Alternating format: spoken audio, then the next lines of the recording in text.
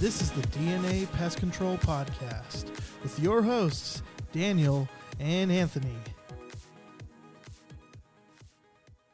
How's it going, Anthony? Good, how are you? Good. You're finally back at it, huh? Oh, yeah. Because every time you're not here, you're dead. I'm back in, apparently. Right? I know, The way you right? make it sound like. I know. It's terrible. Yeah. Well, today we are going to talk about different treatment methods, just on the general pests. We're not going to go into specialty pests today. We just wanted to hit some of the general stuff on what we do, and I guess maybe change it up a little bit from what these guys are already doing out there, right?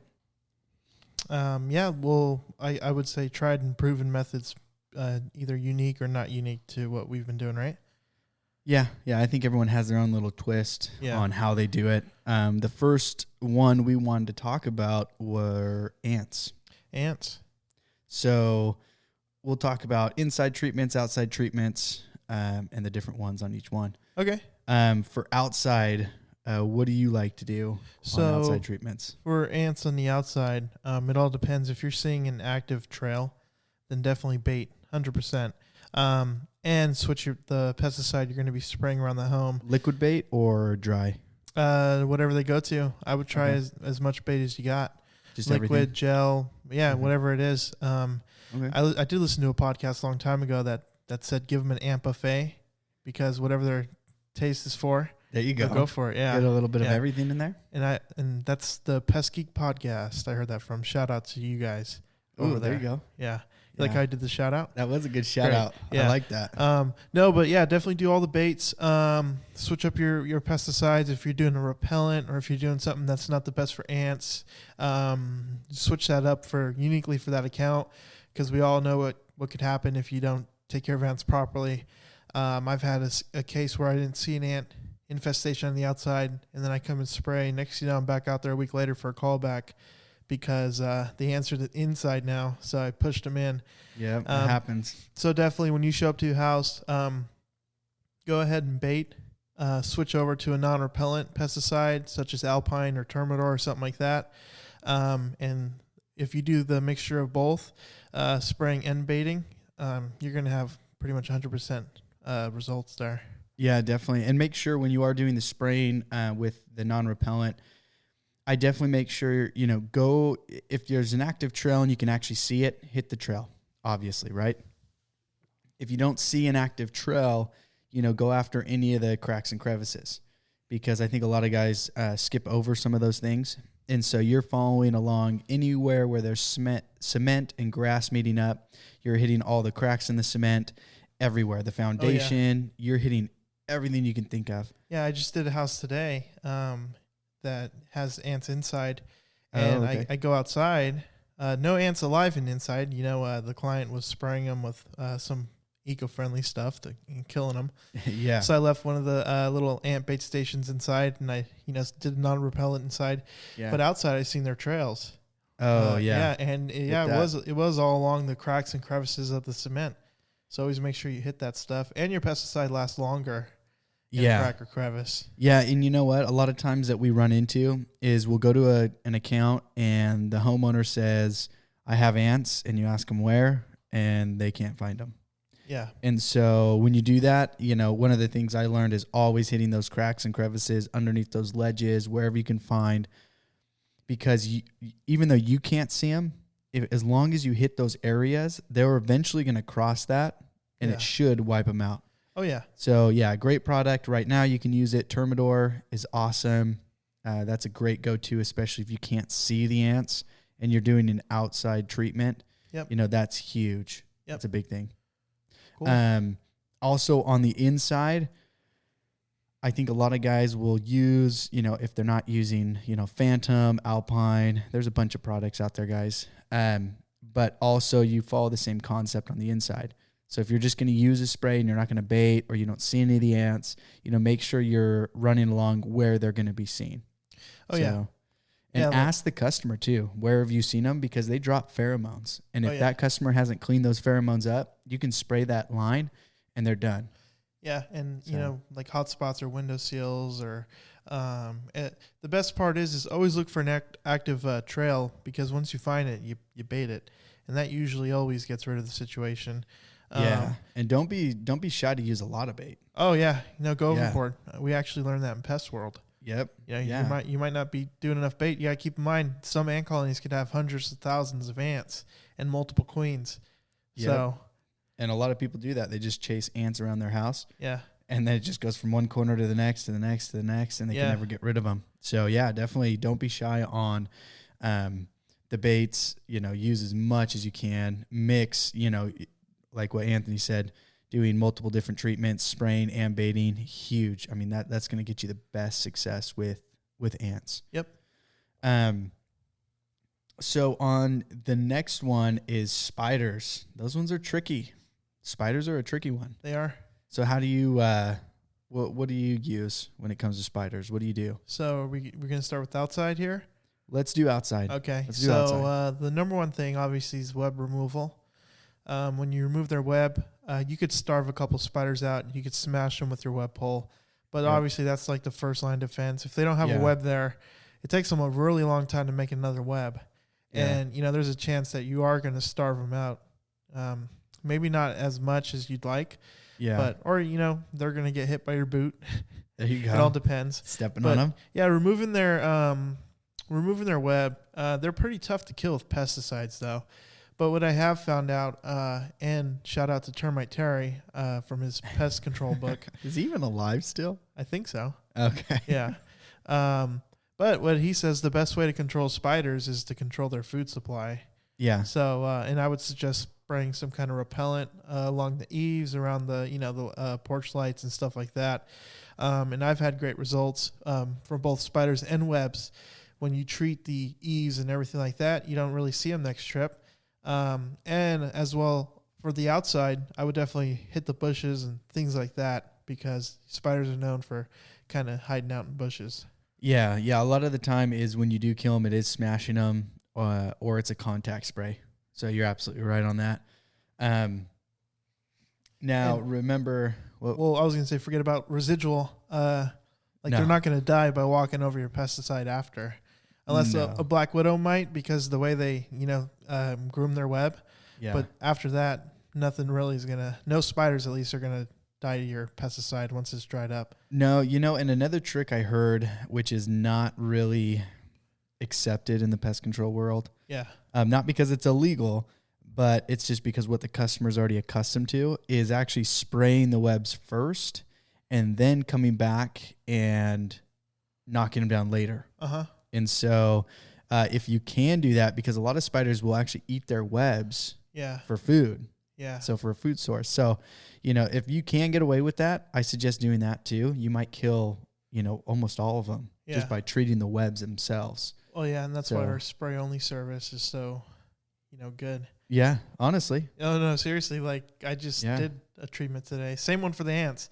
Uh-huh. And that house was covered in spiders, and I'm just hitting all the webs and everything, and you just see spiders flying out, man, left and right, like 300 spiders around the house. It was great. Yeah, but they won't have issues, Yeah. Now moving on to the inside, where are you treating specifically? Not necessarily what you use, but where are you treating? Or what are you doing? So when you see spiders in the inside, you're going to see a select amount of spiders. I believe they're called cellar spiders. I've grown up calling them daddy long legs. Those guys, I've actually treated my grandma's house, and she had so many just up on her ceilings and stuff like that. Yeah, they're everywhere. Yeah, so even in the office here. Yeah, I know. Yeah, you're right about that. I knocked the web down, and then I sprayed a repellent. And I actually had very good results. I still go to my grandma's house, and there's not really So, yeah. Dang. So okay. What I would suggest is, spray a repellent, knock the web down, spray a repellent up in the corners of the ceiling and stuff like that. Yeah. And I at least had results. I don't know if it's because I removed the web and they relocated or what. Now a lot of times you have spiders in the corners along the baseboard. I've seen it for a lot of like homes built in a newer development. They're just flooded with spiders. Yep. I've hit them with, stuff like alpine. They've died. Yeah. But as far as like residual control, I don't think there's any long-term things for spiders in the inside aside from sealing up around the home and stuff like that. Yeah, like the window, the window sills. I did hear a trick once. Once again, I guess it kind of depends on the state you're in or what you can do, but dusting the window sills. Yeah. Because there are air vents that come in and out of the windowsill. So if you can dust those areas, I heard that's really good. So, whatever dust you use, we use Delta Dust. It's a great one. Or not Delta Dust. We have Dry On. Yeah, we use Dry On. Yeah, Dry On. So, but yeah, I heard dusting there helps a lot because then they have to crawl through it. So it's going to kill them. But also treating around the windowsills because you can kill a lot of the flying insects, which attract. Oh, yeah. Spiders. I've had flies that land right after I spray a windowsill. They'll land in it and they go berserk and they start dying. Yeah. It's crazy. Yeah. So that's huge. Definitely hit baseboards. That's a huge one. But then also if you can angle your B&G nozzle up when you're hitting cupboards, because there's that lip that's underneath that cupboard. I don't even know what you would call it, where the baseboard's supposed to be. Yeah. But the cupboard reaches, is over a couple inches. If you turn it up and spray up underneath there, that usually hits a lot of spiders because they'll go up in the darkest places. So. Yeah. Real quick, let's get off topic just really fast. Yeah, go. I've done a house that had spiders eating German cockroaches. You've done it, didn't you? You did the same house. Yeah. I've seen that. Oh, yeah. Yeah, they'll tear German cockroaches up. If you want giant spiders in your home and you want to have a eco-friendly, effective treatment for German cockroaches, release some spiders in your kitchen. What is it called when you do that? You bring in I don't know, a natural predator or something. There you go. Yeah, you do a natural predator. That's some kind of treatment method. You'd have to have a ton of spiders. And then you'll probably get bit yourself. Yeah, probably. It's all right, though. Yeah. You'll live, I think. But yeah, and then another one for spiders is glue boards. Yeah, they work, especially in like a garage or something. A garage, those are huge because they'll go in there because it's dark, it's nice, and then they get stuck and they get tore up in there. Yeah. Tear off their legs and everything. So we're going to hit a big one because we're not there yet. I don't think we've had a lot of people calling about them, but we're going to really soon. Turkestan and outdoor roaches. So Turkestan roaches, Oriental roaches. We don't really deal a lot with American roaches. Yeah. But I have seen a few field roaches here and there. That's not that big here either. But the big one's Turkestan roaches. Yep. So what do you do for outside treatments on them? I've had great results just finding where their main hideout is, where their nest is. Okay. Yeah, their nest. Their nest. Yeah. Gotta hate that. No, but I've I know. But no, I definitely had great results. Usually they're hiding maybe in like a cement crack or, a lot of times where the cement meets the foundation of a home, it's not really fully connected and you'll hit it and they flood out like it's some kind of horror movie. Hit the water boxes on the property. That's a huge one. Yeah. So any of those green boxes where they're covering sprinklers, anything like that, you're going to want to hit those because that's where a lot of moisture is. And you pop those tops off and they pour out. Yeah. I've had issues with that. And the cool thing is I've done it to where you find that hot spot of the home and you treat it and they never go to that spot again. I followed up maybe 4 times. So that's probably about almost a year later. And I'm hitting the same spot where they flooded out and I don't see anything. Well, and you typically eliminate them. Oh, yeah. I noticed that too. So once you hit those areas where you find out where they're just thriving, you drop the population almost to nothing. Oh, yeah. It's crazy. Or they probably go to the neighbor. Oh, maybe, yeah. But hey, it's all about your client, right? Yeah, well, they can call us. Yeah, they'll call us. They can be our client too. Yeah. But no, definitely. I mean, they're not the hardest to get rid of. I would say German cockroaches are probably harder to get rid of. Yeah. But the outdoor ones, just find that the area, sometimes it might be a little difficult. The client needs to cooperate if they have a bunch of dead leaves and dead vegetation around their home and clutter. Yeah. I have a story about that. Is a lady out in Roseville. So she originally signed up because she was freaking out about outdoor roaches. Yeah. They were Turkestan roaches everywhere. Yeah. But they had a bunch of potted plants outside. So it was, and the whole backyard was just a giant, it was moisture filled because they just kept watering these plants and then there was puddles everywhere. Dying plant matter, leaves all over the place. They did an overhaul. They cleaned everything, pulled all those plants out, and I went in and treated. This is only an eco-friendly, so I only sprayed Essentia. I didn't spray anything else there, and we got rid of them. There you go. I'm not saying the Essentia did it. I think it was coupling in with them getting rid of all those plants and everything that they were doing. Yeah. But they haven't had any problems since. Yeah. Well, yeah, and definitely eliminating the main sources of food, shelter, water, everything like that, along with a pesticide treatment or something like that, will definitely get rid of those outdoor roaches. Yeah, and guys, and that's a little bit hard. We didn't talk about it with the ants or spiders because, to be honest, there's nothing to prevent ants. It doesn't matter even if you have just slabs of cement everywhere. They're going to go underneath the slabs of cement. Yeah, they'll find a way. They're small enough. Yeah, so there's no real control that you can have over ants. And then the same thing with spiders. Spiders don't care. They're natural. Yeah. They're going to go everywhere. With a light source that attracts flying insects, they're going to go there. You could tell clients maybe, hey, leave your light off, your security light. But then it's like, well, I mean, you could spray in that area and it'll do the same thing. This way the client doesn't have to do too much around their own home. Yeah, but Turkestan roaches, the outdoor roaches, you can prevent. You change pretty much the environment around the property. You can get rid of them almost just with that. Yeah. So you couple in the treatments. We use Nyban for bait. That's a good one if you have like bark. You can do bait all throughout the bark, and that just kills them because they just eat that for food. So now, what about if they get inside? This is a tricky one. The Turkestan cockroaches? Yeah. Or just outdoor roaches? Yeah, just outdoor roaches in general. Well, if you solve the issue outside, so what I've noticed is that whenever there is an issue with them in the inside, it's because they're so populated on the outside that they kind of seep through. So a client I had, and I had a video of it, remember when they had those boards laying against their house? Yeah, and you moved those, and it was... Yeah, and there's about, no joke, maybe 1,000, I wish I was exaggerating, 1,000 cockroaches. Ton of them, yeah. Yeah, and we just sat there. The wife was out there stomping on them with the broom, and the husband was out there stomping on them too, and I'm over there spraying. So pretty much what I did was I eliminated that area. I didn't even treat in the inside. They haven't had issues since. Yeah. So, well, the moral, I think, is on some insects, you don't actually have to treat the inside. Yeah. You might have to initially just to help the customer feel good. Yeah, peace of mind. Yeah, but, because outdoor roaches, they can't live inside. They can't thrive in there. There's no food. There's nowhere really to live. And so doing glue boards is a huge one to start catching a ton of them if they do have a ton inside because the population was out of control on the outside.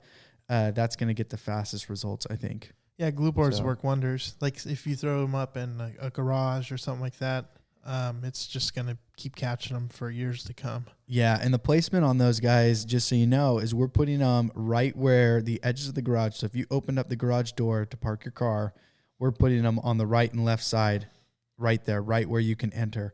Yep. And so you're putting them right there. So once they get in, they're getting hit with a glue board. Same with the door, the back door. Typically there's a door on the garage that's leading out to the backyard. Yeah. You do the same. You go on on each side, and then you can even do it by the door that leads inside the house. So you're preventing anything from getting inside as well. Yeah. And that's gonna do the trick there. Yeah. Usually that's how you get rid of them pretty quick. Especially if you're using our patented sticky icky trap. Yeah. Yeah. Wait for it. Coming soon. Yeah. But treatments on that as well. Yeah. So guys, make sure that you're hitting everywhere. And then doing just a general treatment typically works. As long as you're hitting those cracks and crevices where they're living, a general treatment. Yeah. So pretty much if you're doing your job good, you're not going to have an issue. You should get rid of them. Yeah. Okay. So we're getting a bunch of calls about this one, especially because here in Sacramento, it's been warming up way too early, way too fast. Fleas. We have a ton of flea calls all the time. Yep. So what is your treatment method for the outside? So on the outside, it's focusing on areas that are very shady around the home. Now, the crappy part is that if you can't necessarily have access to the neighbors' yards and stuff like that, and you don't have control over any wild animals that are creeping by, and the fleas kind of hitchhike off of them. So I would definitely focus on, hey, if there's a dog house, ask the client, hey, can I treat it? Can your dog stay out of it for a bit? Or focus on grassy areas or bark areas, or hey, fleas can even hide in cracks in cement. So just focus on all those areas that are dark, because fleas do not like the sunlight. They like to, hide from the sun and hide in areas that are necessarily, humid and warm. Yeah, and you got to remember, typically they're going to be where your pet is. So if it's 100 degrees outside, most animals are not going to be sitting in the middle of the lawn in the sun. They're going to be in the shaded area. Oh, yeah. Trying to get out of that heat. And that's where fleas will be too. Yep, and so that's where you're going to get a ton of those fleas. So we'd use Essentria works well, Bifin works well. If we really have to, we'll pull out Alpine, and we'll hit the yard with Alpine as well. Yeah. So we'll hit wherever we can. But yeah, and the other thing is you're right. So if there's a bunch of trees overhead and you have squirrels, that's going to cause fleas. Yep. Because or a rat infestation. I was about to get there. Yeah. So rat infestation could give away, the reason why they're having a lot of fleas. So you might need to throw up some bait stations as well. Yeah. So kind of take a survey over the entire property to make sure that you're setting up what you need to make sure you're eliminating it, because fleas can be a tricky one. You might be able to treat the entire lawn. That does not mean you're going to get rid of all of them. Nope. So because you have outside sources, if squirrels are running around and they got fleas, you can't guarantee fleas on that property. So you better hope that you're taking care of what's on that property. Yeah. Interior treatments. So I would say the first thing to do, obviously, is let the client know you need to treat the pet. Yeah. Because if you don't treat the pet, you're not going to get control over the situation. No. Because fleas could live majority of their life cycle on the pet. And that's one crazy thing that you got to keep in mind. So as long as the pet's treated, I would try to let the client know, stay away from the collars or stuff like that. Go straight to the ointments and things that you rub onto the pet that goes through their blood system. Yeah. So, and then obviously give your pet a bath. Fleas are definitely, you need your client's cooperation big time to get rid of them. Oh yeah. Make sure you let your client know, vacuum, wash all pet bedding, wash sheets and things like that. And then when we show up to do our service, doing a growth regulator along with a knockdown. We use Precor 2625, I think. Yeah. And sometimes I'll even spray some PT 565. Yeah, and that actually, the Precor already has an IGR in it. Yeah. And the PT 565 is a huge knockdown. So if you have a massive infestation, I suggest actually doing both of those products, because the Precor is not going to kill them right away. Yeah. So you're still going to have a ton of fleas jumping around, but the PT 565 is going to kill them instantly. Yep. And then afterwards, I mean, it doesn't last, but at least it killed them all. So then when your client goes back into the house, they're not having fleas all over them. Yeah. So just kind of mixing it. I guess I've had success with Ecovia. You have. You don't want to accept it. I didn't feel confident when I did it, but hey, you know what? Which is an eco-friendly spray that you could broadcast over carpet and things like that. Yeah, it is labeled for fleas, but you did get rid of them. And I would definitely make sure you're focusing on where the pet spends most of the time. So a fun fact is that, it's not fun, but if there's a pet in the home, the fleas aren't going to attack the human. They will always prefer like the dog or the cat, always. Yeah. So their eggs fall off of the pet. So it's going to be where the pet is, usually. The eggs, either the pet bedding, where they spend most of their time, or even just somewhere on the carpet on the way to where they, reside. So just focus those areas, definitely. Get a good coat down there and just kind of hit everywhere around the house, because you never know really where. Yeah, and make sure you ask the client where you're seeing those. Where's your pets? Where do they stay most of the time? Are they on top of your bed? Yeah. Are they on a couch? Are they underneath the bed? Because I've seen it in the past where guys will go in, they'll treat the carpet, they leave, fleas are still there. They go in, they treat the carpet, they leave, fleas are still there. Yeah. And they never hit underneath the bed. Yeah, hitting under the bed. So there's places that get missed quite frequently. And always ask, I don't know if you guys give your clients good prep sheets or not.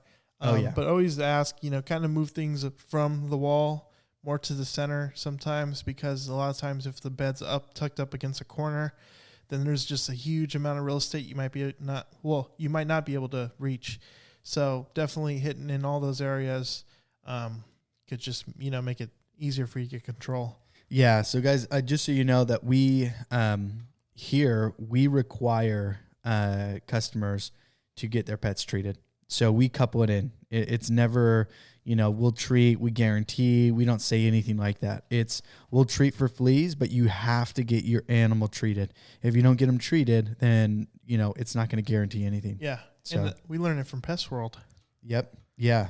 And we're gosh, going I to keep gotta look plugging up Pest the guy, World, huh? and I'm going to reach out to that guy and let's get him on the podcast. Oh yeah, definitely. Because I have all the notes in my his credentials, his contact, everything like that. We'll have to look at previous years, see if we can find contact. I forgot his info. name. No, I have it all written down. Oh, you do? Yeah. Oh, okay. From San Diego. I bet they have previous Yeah, years. they have everyone. Yeah. Yeah. We'll have We got to look get that all up. those people on the podcast. Oh, we will. We We need a guest. We do. We need a guest. We'll get someone in here. Okay. Okay. Next thing is a fun one, and if you haven't been hit by this insect, it's about time. It's due. I've been hit finally. It took 5 years, I think. Oh, you finally got stung. Stung by Yeah. a wasp, yes, or bit. I don't know, but yeah, it took a while, and it does, man. It hit my knuckle. Oh my gosh, that thing. It does. It hurts for a minute. But what are I'm not even going to say inside treatments with this, Right. but we have run into a hut. What? Fly swatter. Fly swatter. No, I ran into a house that we had yellow jackets on the inside of the home. Yeah. I don't know if you know her. She's an elderly lady. Nope. No? Oh my gosh. You're being so broad with that elderly lady. She lives out over by Plumas Lake. Nope. That direction. You don't? Don't know. Oh man. This house is it was infested with wasps on the outside, but then they ended up getting yellow jackets on the inside. Oh, wow. I mean, they were coming yellow out jackets. Yellow jackets. Okay. So they had That's the bad wasps one. Yeah. and yellow jackets on the property. They're the mean ones. Oh, it was intense. Yeah. Now, I did not get stung on that property, but that was a pretty crazy property to go treat. Yeah. Oh, yeah. We got rid of them, though. Yep. I'll be honest. I do not know how. How you got rid of them? Yeah, I don't. From what, the inside or outside? Well, they were coming into the inside, but I don't know. We tried so many different methods. Well, I've actually had it. I don't know where exactly. I think Roseville area. She was having wasps dying inside, and she's like, "I think they're coming from my oven vent." I'm like, "Oh, that's crazy." Yeah. And there was 10 wasp nests all over the property. Yeah. And I just treat the outside. I didn't do anything inside, and she hasn't had an issue. Oh wow. Yeah. So Well, this lady, I killed all the wasps on the outside. Yeah. And she still had them. Oh well, yeah. I don't know. Maybe they just landed too long on the outside near an area where you treat it, and then they finally brought it back to the nest. I don't know. I have theories on where they were, but I never got up on the roof, and Usually I wasn't going to poke the around. wall void, huh? Yeah. Yeah. Yeah, I think so. So treatment method for wasps. What do you think? What are you doing on the outside? Well, it depends. So if you're dealing with a paper wasp, Yeah. and they're just usually up in the eave, you can hit them with just about anything and knock the web down. You mean wasp nest? Or yeah, wasp nest. Sorry. Yeah. Well, I was thinking of using the web pole. Yeah. So yeah, if you knock the nest down, make sure you kill all of them. Big time. Those non-repellents like Alpine and Termidor will definitely give you long-term results if you hit the whole eaves, or the whole area of eaves and everything like that. So I've had good results with that. Yellow jackets I've dealt with either in the ground or in a wall. I've had great results with Termidor and Alpine, both of them. Yep. And it's just, you just soak it, and you're not going to have wasps alive in the next week. So Yeah, and guys, I want to just throw this out there. Educate your customers. So what I typically do, don't do wasp freeze. It's a good quick knockdown, but there's no residual to it. So they'll just come back and they'll make a new nest in that exact same spot. Yeah. They don't care. So typically stay away from wasp freeze unless you're dealing with, an imminent threat. You can't get into an area without hitting them first with that. But even then, I don't suggest knocking down the nest itself. I suggest leaving it there, treating it. And then when you do your follow-up, a month later, 2 months later, then knock it down. Yeah. Yeah. If you're treating it with a non-repellent, then definitely leave the nest up. Yeah. Because any wasps that were foraging or anything like that, when they come back, they're going to get exposed to the pesticide and die over.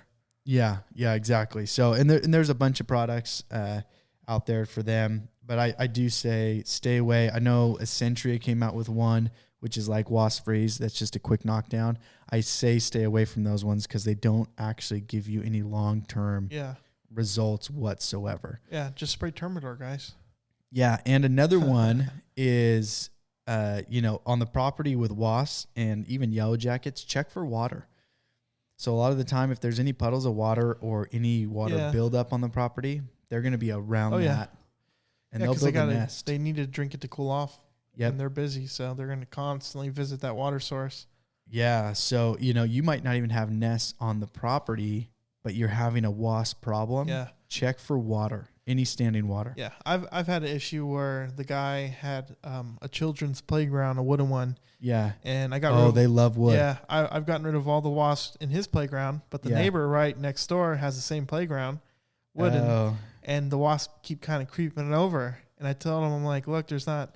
And he didn't have water or anything like that. And I'm like, unless the neighbor gets treated, man, I mean, I can't guarantee anything.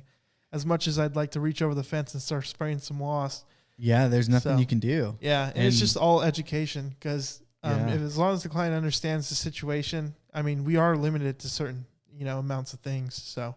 Yeah, we are. We kind of can't do, everything, but we'll try our hardest to get rid of what we can. Yeah.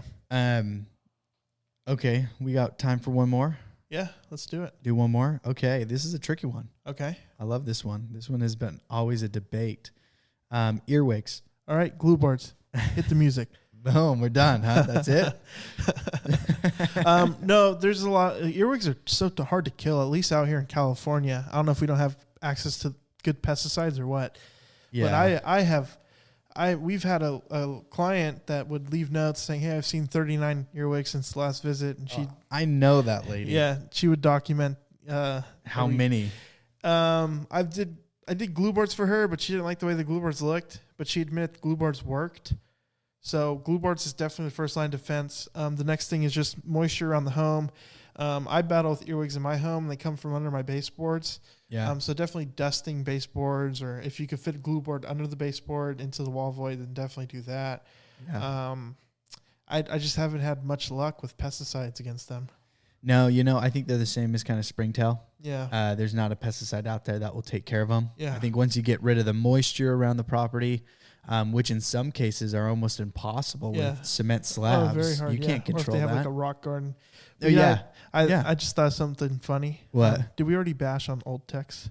Yeah, we had. Oh, wait, today? No, in a different episode, right? Yeah, we did. Yeah. And I was just thinking when you said there's not a pesticide, and I was thinking some guy back east or something, or in the south.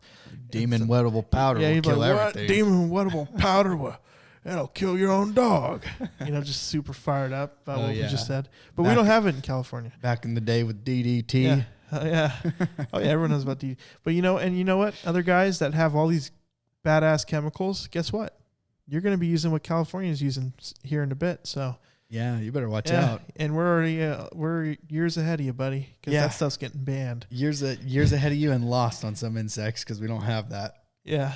But hey, you're working with the client on controlling moisture, even any of the gardening areas. If they're upkeeping it, typically I've done Niban.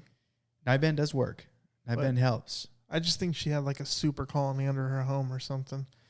There has to be. The thing is that her property, she had so much cement around it. Yeah, it was cement and like a rock garden right by the hose. And there's just so much moisture that comes from that, because I don't know how often she turns on that hose, but if she's just flooding that area, come on. It's just breeding ground. Yeah. Oh yeah. So, and the foundations aren't 100%. So if you get cracks in those foundations, they can just come right up into the wall. Yeah. And then they're in the house. Yeah.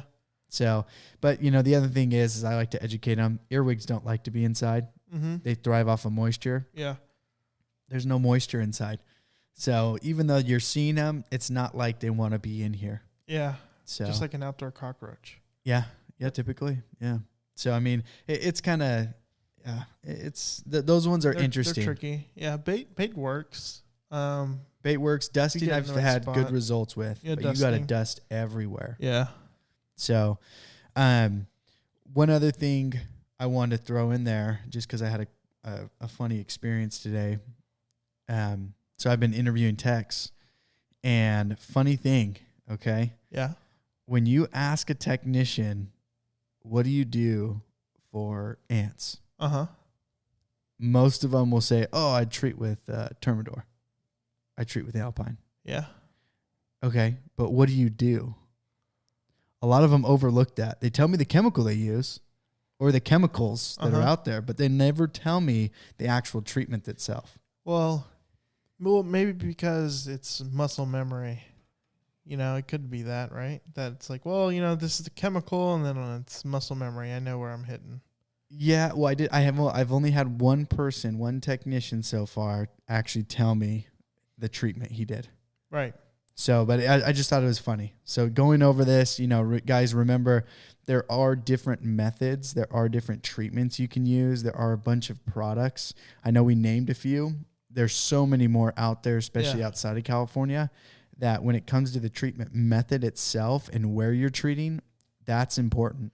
You know, so and everything. Real quick, yeah. I add, hey, if you guys got stuff that are outside of California, let us know. And you want to have us try it out. You want to know the product I want? It's not in California. What is it called? Fendona. Yeah. Oh, Fendona. I heard it's really good with spiders, but we can't touch it here. Tempered's very good for spiders too, apparently. Is it? I guess. I don't know. Yeah, I don't know. But no, this is a direct call out. If you got a product, you know, and you got a little spare jar and you want to ship some contraband over, we may or may not use it, may or may not plug it on the podcast with very, maybe our lawyer will be on the episode. There you go. Yeah. That we did all of our tests in a controlled environment outside of the state of California. Yeah, something like that. Yeah, I'm sure we'll have a good, what do you call it, an alibi at that point? Yeah, you have to. Or I don't know, a rap. I don't know the story or what's the terminology for it, but that's a direct order there. Yeah, they'll come give at us some you. Stuff. Yeah.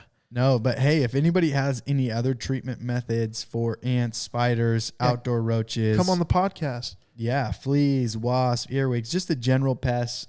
Please reach out to us. We'd love to hear what you guys do out there. Yeah. And share it with the pest control industry. Yeah, you could literally call us while you're running your route. We don't have a number.